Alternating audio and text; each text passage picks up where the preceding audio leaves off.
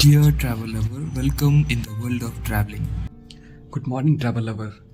और आज मैं हूँ अभी भद्रक में और कुछ इस तरह के रूम में गुजरी और अच्छा था यहाँ रहना। और आज मुझे जाना है शिशु मंदिर में बच्चों को संबोधित करने, और पहली बार मुझे मौका मिल रहा है, वो भी जो छोटे बच्चे होते हैं 3rd क्लास के, उनके लिए। छोटे बच्चों के हिसाब से अगर आपको भाषण देना है तो वो भाषण थोड़ा टफ होता है, क्योंकि उनको जो चीज़ समझाया जा सके वो चीज़ बताना होता है। तो चलेंगे अभी कुछ देर में, 7:10 में हमें टाइम दिया गया है वहाँ के सुबह का जो प्रेयर होता है उस टाइम के लिए। और फिर देखते हैं कि मैं बच्चों को अपनी बात कैसे रखता हूँ।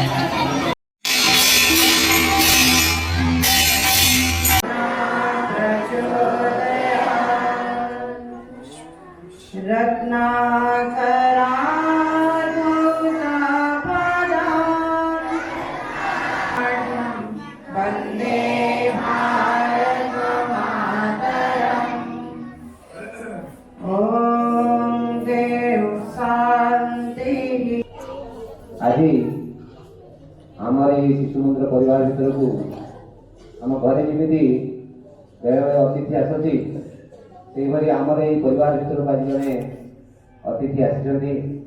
अतिथि कहले हठात आसी पहुंचे अतिथि, कारण से अतिथि को आम अभ्यर्थना स्वागत कर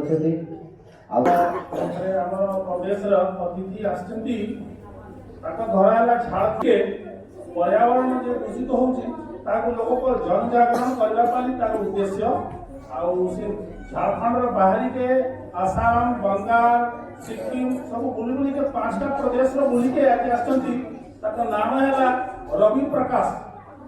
अनुरोध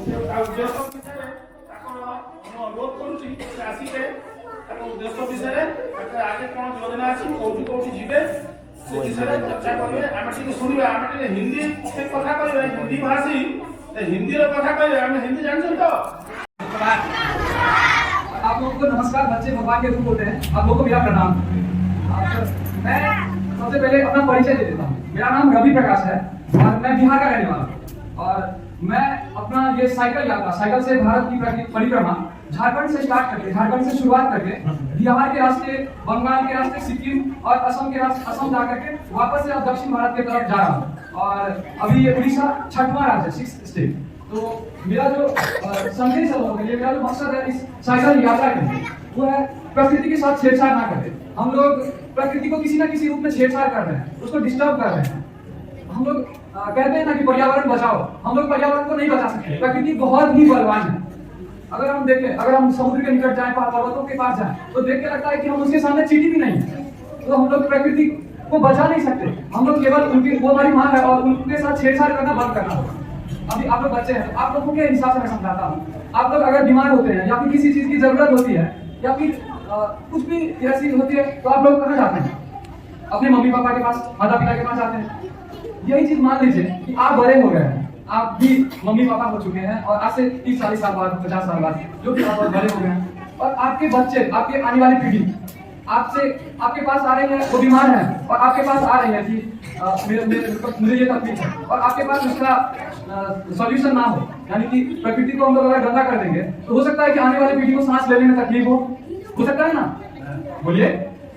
वो आपके पास जाएंगे और आप असहाय होंगे उसके सामने कि हम अब क्या करें। तो अगर हम धरती पे अपने आने वाली पीढ़ी को लाना चाहते हैं और उनको स्वस्थ रखना चाहते हैं, तो क्या करना होगा? हमको प्रकृति को भी स्वस्थ रखना होगा ना। कटाई कर देते हैं, इतना सारा प्लास्टिक फैलाते हैं, तो प्रदूषण है। तो एक तो प्रदूषण रोकना पड़ेगा। कि प्रदूषण अगर हम लोग रोकेंगे तो ही प्रकृति बचे। सब चीज है, प्रकृति को छेड़छाड़ में वो है प्रदूषण, तो प्रदूषण रोकना पड़ेगा।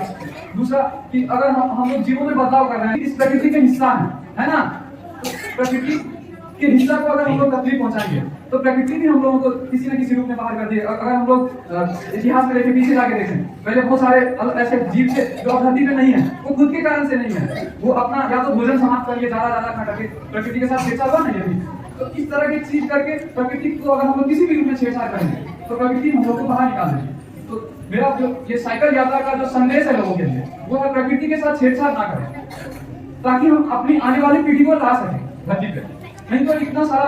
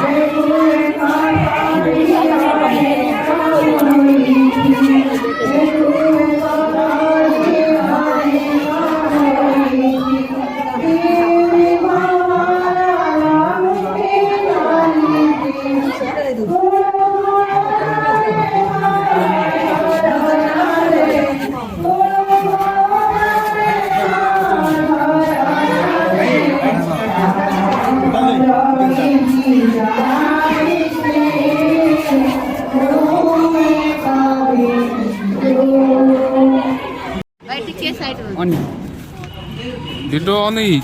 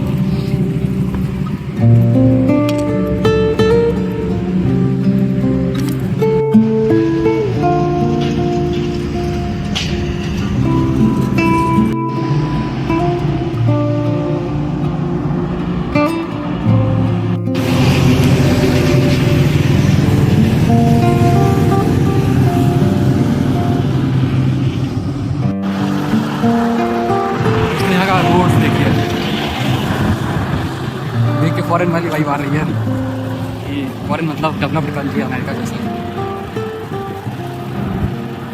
इस तरह का रोड है यहाँ पे, पूरा रोड ही रोड है, आसपास आबादी बहुत ही कम है। मतलब देखिए सब तरफ खाली खाली इलाका है, और ये लोग खेती भी साल में एक बार ही करते हैं, तो खेत भी तो बंजर पड़ा सा है। ये अपना लहरता हुआ तिरंगा अलग ही भाई का। बस मुझे खाने के लिए होटल ढाबा अभी कुछ मिल नहीं रहा है, इतना मुश्किल दूर आगे जा करके शायद कुछ मिले। ये जो भाई साहब आपको सोना के साथ खड़े दिख रहे हैं, उन्होंने मुझसे कहा कि तुम देश देखोगे, देश तुम्हें क्या देगा। मैंने उनसे जवाब दिया कि इससे फर्क नहीं पड़ता कि देश मुझे क्या देगा, मैं देश को क्या दे सकता हूँ, ये ज़्यादा मायने रखता है। अभी मैं देश को देख रहा हूँ और समझ रहा हूँ, ताकि मैं बाद में देश के लिए कुछ कर सकूँ। भारत माता की, भारत माता की, क्या सोचे? भारत माता की। एक ही भाई क्योंकि आ रहा था, हम रास्ते में देखे, बहुत अच्छा लगा। साइकिल में पूरा इंडिया घूमना छोटी बात नहीं है भाई। ठीक है, चलते आगे। लाइक और सब्सक्राइब करिए, लाइक और सब्सक्राइब करिए, like and subscribe because he is one heavy man like Iron Man, okay, giving services by cycle, that is our previous, okay, that's all, okay. कितने दिनों बाद वो आपको दूर छोटा सा पहाड़ ही दिख रहा होगा, पहाड़ दिखा है। इससे पहले फर्स्ट टाइम पहाड़ वही सिक्किम और दार्जिलिंग की तरफ दिखा था, अभी यहाँ तो शायद आगे भी मिलेगा, देखते हैं।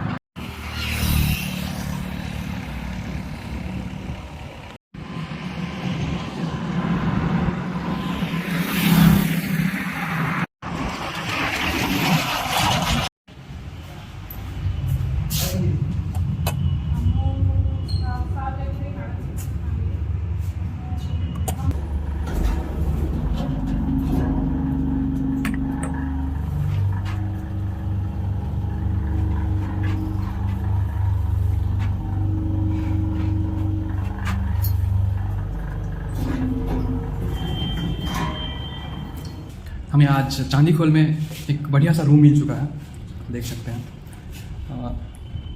यहीं की एक मैम है, प्रज्ञा मैम, और भी लोग हैं जिन्होंने ये रूम वगैरह जो जिनसे आप सुबह मुलाकात कर लेंगे।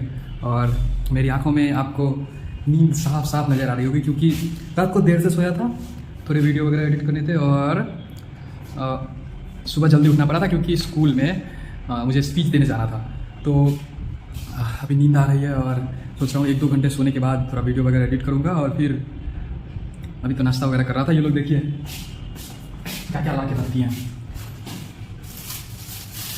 1 किलो सेव और 1 किलो संतरा, मतलब, और 2 पानी तो चलेगा, लेकिन 1 किलो सेव 1 किलो संतरा, मेरे पेट का वजन 1 किलो होगा। और बाकी पहले का कुछ नाश्ता वगैरह था तो वो जारी है अभी यहाँ पे।